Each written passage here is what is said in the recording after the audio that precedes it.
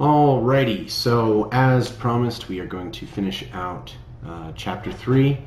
We're going to go ahead and probably try and do this in one video. If it starts getting really long, I might break it up into two, because the longer they are, the longer they take to upload. And so short videos mean I can upload one while I'm recording. So let's go ahead and jump right back into the topic.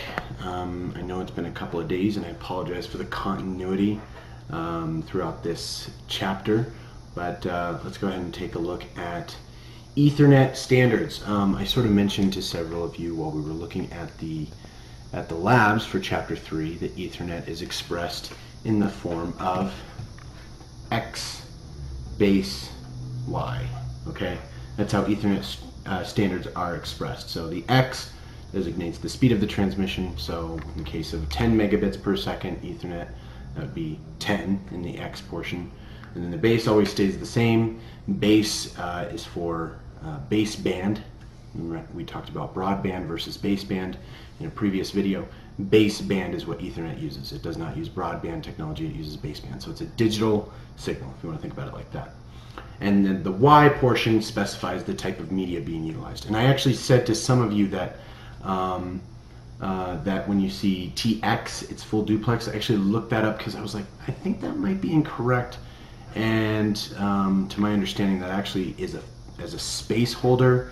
It was originally meant to be a space holder for 100 base X, or 100 base TX, because there were different types of fiber optic that you could use, and they had different capabilities.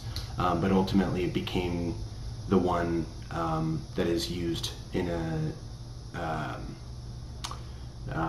typical 100 base T scenario. So 100 base TX would be your most common.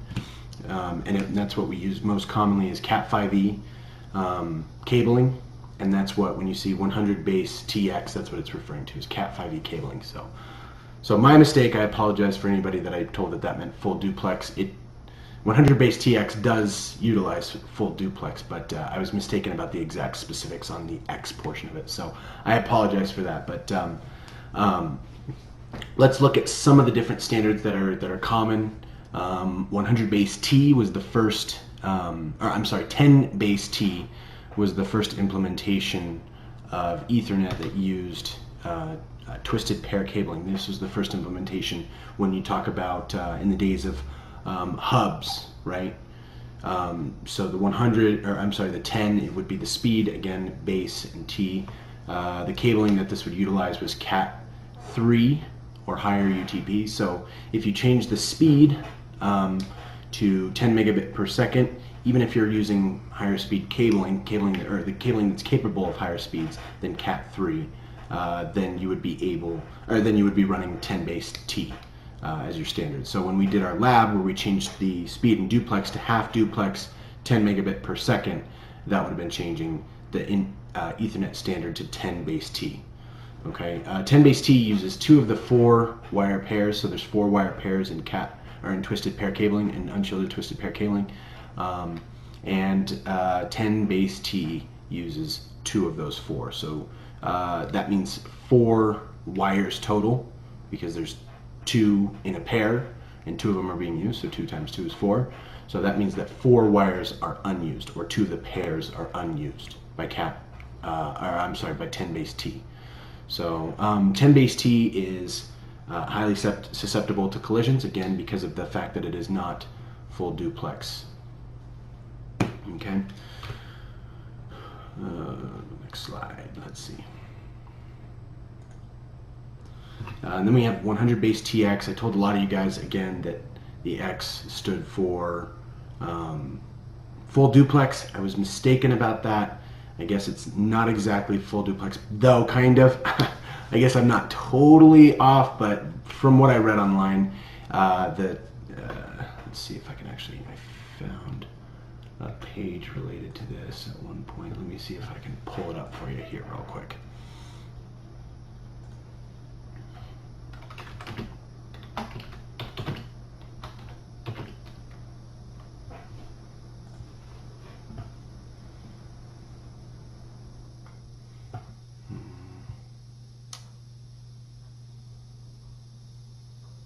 Yeah. So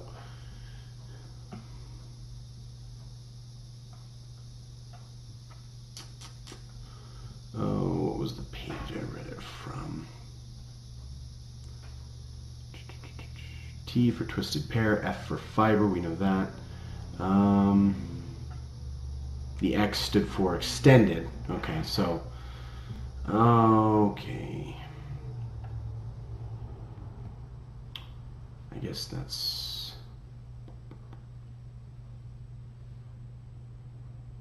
Okay, so I guess it's just in contrast to T4, which is a slightly different technology. So 100 base T4, which we'll look at in a minute. But I guess, yeah, like I say, it's just a placeholder to some level. I think saying it stands for duplex works just fine as far as I'm concerned.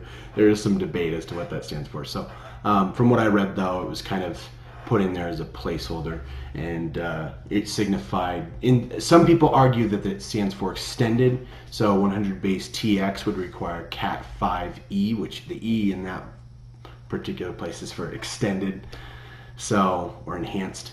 I think it's enhanced.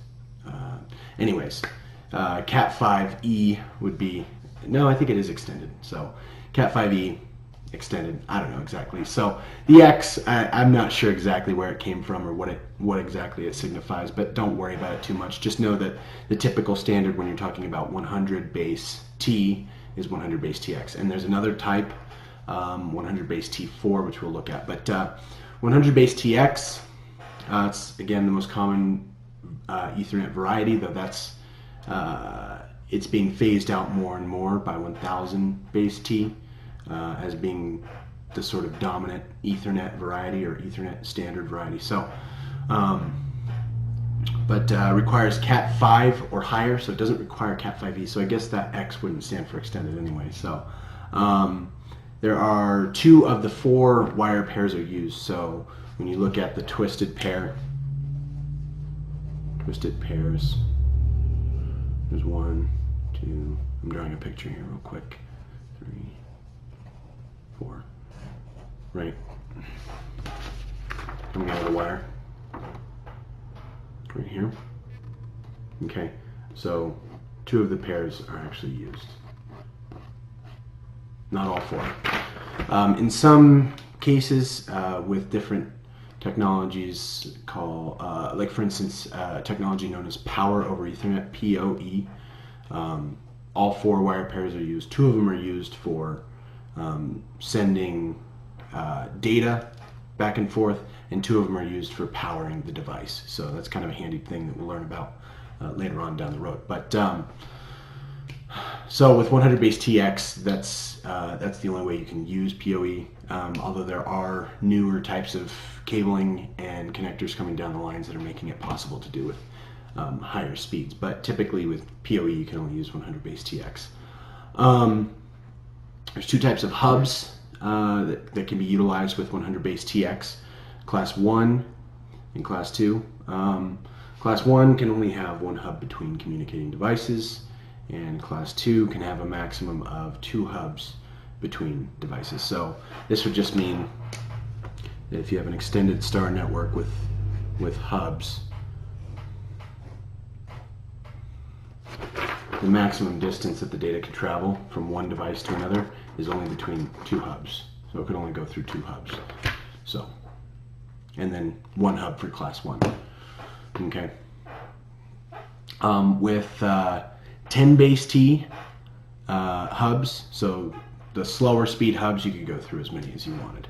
But with 100 base TX, the speed was made it a limiting factor. So because it was a higher speed, you could only go a shorter distance to still maintain that high speed. Okay, because we got to think about the way it's a logical bus when you're going through hubs. As that bus gets longer, even though it's logical and not a physical cable, it does make for a speed degradation, a slight speed degradation. So, but if you want to do an extended star where you have multiple hubs that span over long distances, more than 2 hubs, really, you would use switches to interconnect your hubs together, or you would have to lower the speed. The speed would automatically actually be lowered in most cases. So if they're dual speed hubs, they would opt to the lower speed. Okay. Another common Ethernet standard, 100 base FX. This is the F is for fiber optic cabling, and this is where I thought the X stood for full duplex, because it was full duplex. You had to have 2 strands of fiber optic cabling, one for sending and one for receiving on either given NIC. So if you had a NIC on either end, or a switch port or whatever, a sending and a receiving device, one of the strands would be for sending the signal and one of them would be for receiving the signal back. Okay, so, and that's where I thought the X came from. I guess that's what I learned when I was back in school taking classes of this nature, was that the F is for full duplex. But that being said, gigabit Ethernet is also full duplex, and that does not have an X. So I guess that's not a correct thing. So I did Google it because I was like, is that really true? I wasn't totally sure, though that is what I did learn back when I was in classrooms. And so I was like, I better figure this out for sure. But there's a lot of dispute as to what that means, and I haven't found anything that was like a very reliable source to say, okay, this is for sure what it means. So 100 base FX is used typically for backbones. Backbones, of course, would be sort of what your uplink port on switches and hubs, meaning between interconnecting devices, or for connections that require longer distances. Backbones would typically be over longer distances than your typical cable run. So if you were going from, like in the case of our classroom has a fiber optic line. Actually, our classroom has a gigabit Ethernet line over to the other classroom, but then after that they have a fiber optic line that goes to the central switch of Yavapai College, and so that would be a 100 base FX. Actually, that might even be a gigabit fiber optic line, which would be 1,000 base FX, or 1,000 base F rather.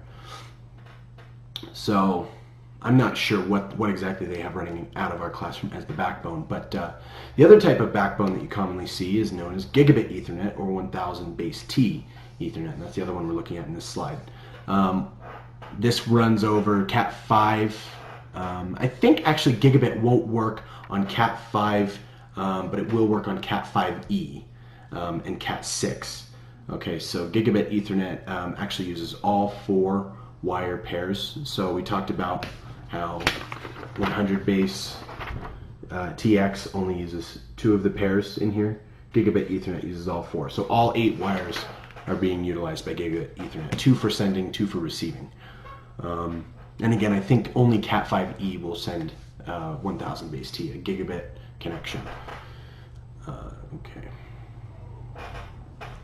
Another standard you have is 10G base T. This is, again, far more of a backbone thing.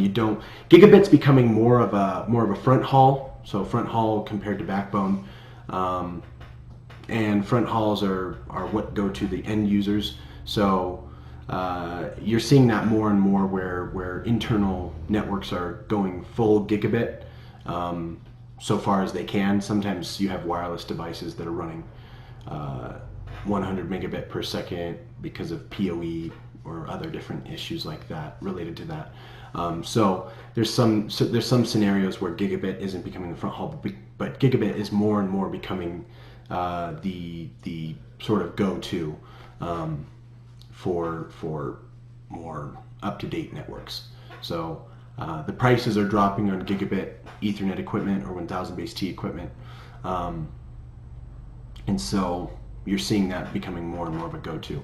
And now 10G base T or 10 gigabit Ethernet is becoming more of the go-to for your backbones, and also for like backhauls to things like servers. So this is a good for instance. So network servers that are commonly that are operating at very high speeds, you might install 10 gigabit NIC in your server and run it to a 10 gigabit switch port on your switch.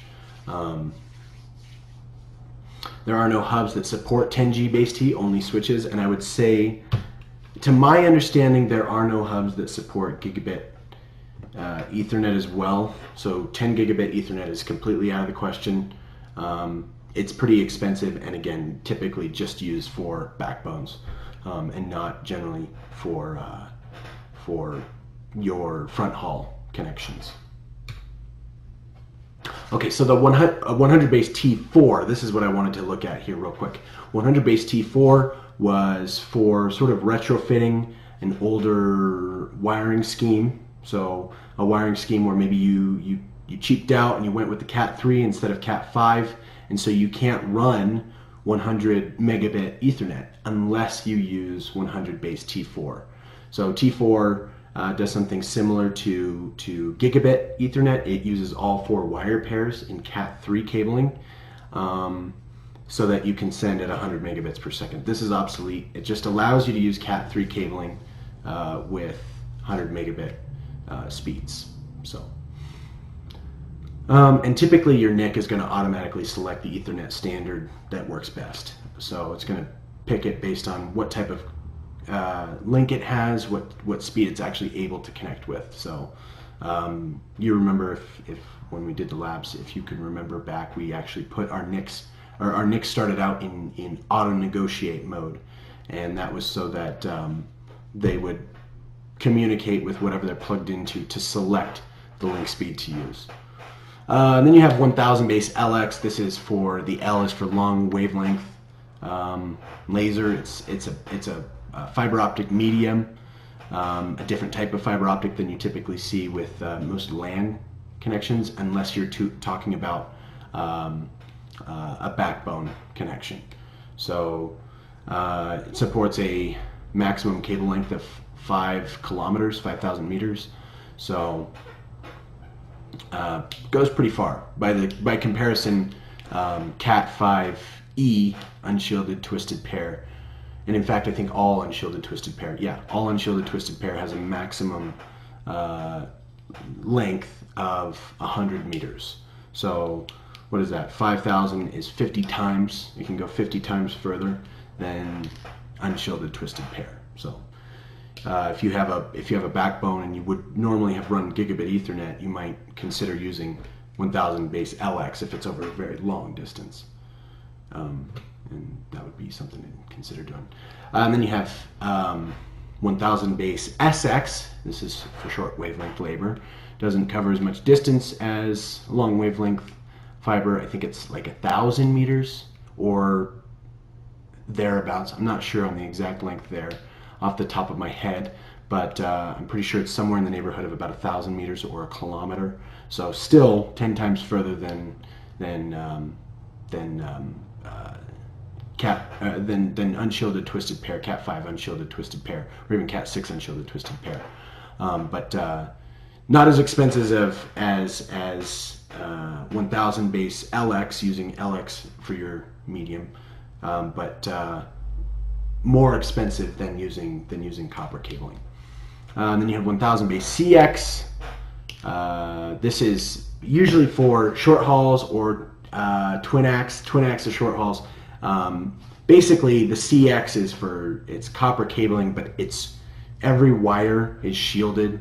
It's incredibly expensive, and it's usually for very short jumps between switches. It's not very common. Typically, you would see gigabit Ethernet because it's so much cheaper.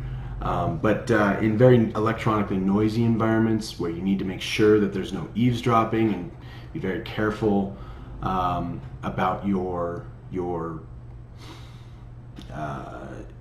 switch rooms, where your wiring closets where you have your switches and all of your connections together, you might want to be careful about eavesdropping or something to that effect, or might be electronically noisy. So there are some reasons to use this stuff, but it's pretty uncommon by comparison to gigabit Ethernet. Okay, so some additional Ethernet standards here. We have 10 gigabit Ethernet, which is it's differentiated from the 10G base T because there's several different varieties. We've got SR, LR, ER, SW, LW, EW. These all are different actually different varieties of fiber optic. So the IEEE standard for 10 gigabit Ethernet that uses fiber optic are going to be slightly different than normal 10G base T. Okay, so 10G base T would run over copper cabling, and all the rest would run over fiber optic cabling. So there's quite a few varieties.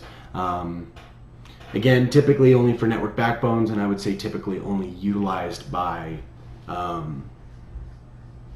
large corporations that can afford it. Because, I mean, running any kind of fiber optic medium over a span of 40 kilometers is going to get real pricey. Okay. And then you have 40 gigabit Ethernet and 100 gigabit Ethernet. I don't think these even have a X base Y standard written up for them yet, because they're not very mainstream. I think there might be from what I heard at one point, there's a transatlantic 40 gigabit fiber optic line that runs underneath the Atlantic Ocean from the United States to the UK.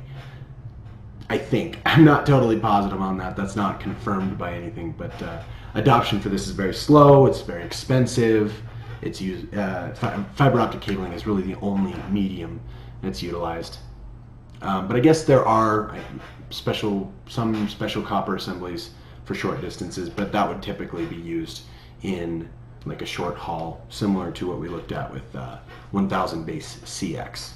Okay. So here's all the full list of different standards. You can always take a look at this and really get a good idea of some of the different mediums used. But I don't think you need to focus too much on the ones past 10G base T. LX you might need to be aware of, and SX you might need to be aware of. You need to know at least that these are both fiber optic and this is copper.